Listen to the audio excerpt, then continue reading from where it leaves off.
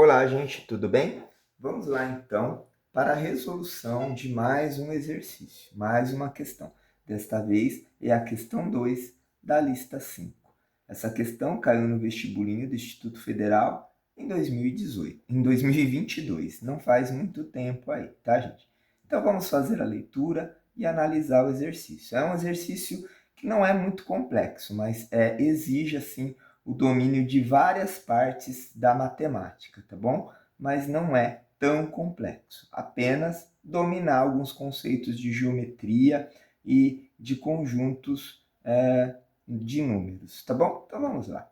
É comum encontrarmos representações no mapa do estado de São Paulo construída por figuras geométricas, tá, gente? O mapa de São Paulo ele tem as suas irregularidades, tá bom? Mas a gente pode representar ele retinho assim, com quadrados, com retas, com triângulos e tal, tá bom? Utilizando um software de geometria dinâmica, um estudante fez uma delas, utilizando uma malha quadriculada. Então, tudo bem retinho aqui, tá bom? Supondo que o lado de cada quadradinho da malha mede 1 centímetro, então olha só, nós temos uma malha aqui cheia de quadradinhos, todos eles com 1 centímetro de lado, é o que está dizendo na questão. É correto afirmar que a distância entre os pontos D e E é um número, então nós vamos ter que analisar a distância do ponto D até o ponto E. Então é essa distância que está pedindo, tá bom? Como eu faço isso, gente? Bom, aqui a gente vai usar uma teoria de triângulo retângulo, que é o famoso Teorema de Pitágoras, tá? O que diz o Teorema de Pitágoras? Dei um errinho aqui. Teorema de Pitágoras. O que diz o Teorema de Pitágoras? Ele diz, primeiro, gente, a gente tem que entender que um triângulo retângulo, que é um triângulo retângulo? Então tá aí, ó, o domínio de várias partes da matemática. Triângulo retângulo é um triângulo que possui um ângulo de 90 graus. E o que Pitágoras formou sobre um triângulo retângulo? Ele disse, gente, ele conseguiu definir que se a gente pegar três partes do triângulo retângulo, quais são as três partes do triângulo retângulo? São os catetos. Então, os catetos são os lados que formam 90 graus. Então, este lado aqui com este outro lado aqui, que formam o ângulo de 90 graus, são chamados de catetos.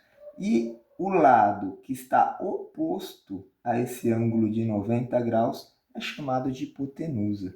O que Pitágoras definiu? Na verdade, vários matemáticos foram definindo isso, e o Pitágoras foi o que formulou mesmo esse teorema. Ele disse que se a gente somar o quadrado dos dois catetos, a gente vai ter a hipotenusa ao quadrado. E isso acontece em todo triângulo retângulo. Todo e qualquer triângulo retângulo, a gente consegue fazer essa relação. O quadrado da hipotenusa é igual à soma dos quadrados dos catetos. Tem até uma música dos Mamonas Assassinas que fala que a soma dos quadrados dos catetos é igual à hipotenusa. Tem um palavrão na música que eu não vou falar, né? Mas vamos lá, ó. O que está acontecendo aqui? Se a gente notar do D até o E, a gente vai ver que isso é uma hipotenusa. Que se a gente juntar essa parte aqui do quadriculado, da malha quadriculada, com essa parte aqui, nós estamos obtendo um triângulo retângulo.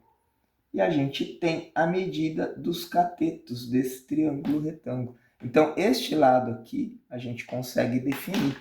Cada quadradinho vale 1 centímetro, não é? O lado deles. E temos 3 quadradinhos aqui. Então, esse lado vale 3 centímetros. O lado aqui de baixo, a base desse triângulo, também contém 1, 2, 3 quadradinhos. 3 lados de um quadradinho. Então, também 3 centímetros de lado. Então, o que a gente pode fazer aqui? A gente pode substituir os valores na fórmula aqui do Teorema de Pitágoras. A hipotenusa é o que a gente quer descobrir. Um cateto vale 3, o outro cateto vale 3. Lembrando que cada um desses catetos está elevado ao quadrado.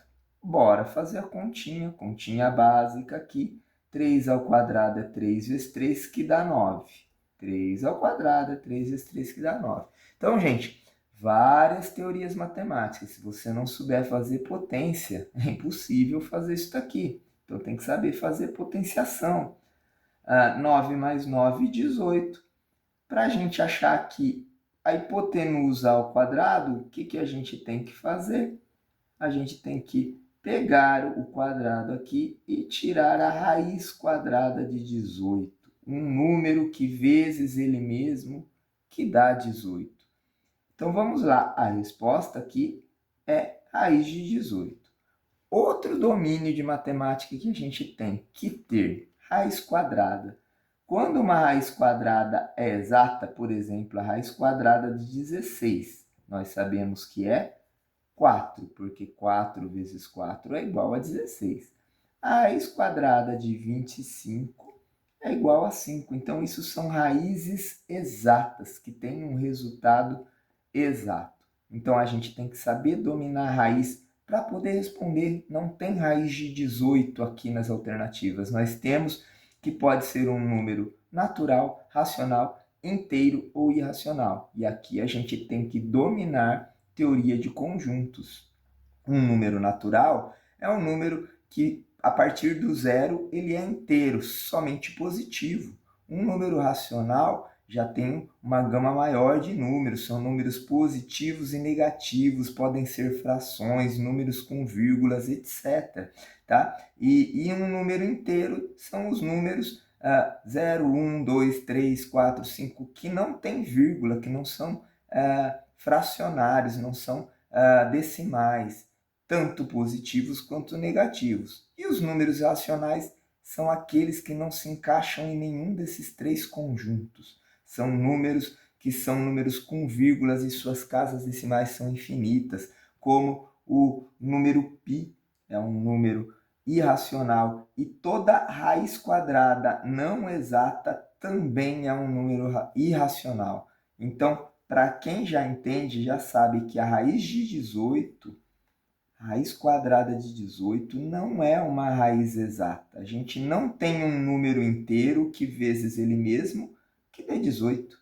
Não tem, tá, gente? Esse número vai estar entre 4, alguma coisa. Por quê?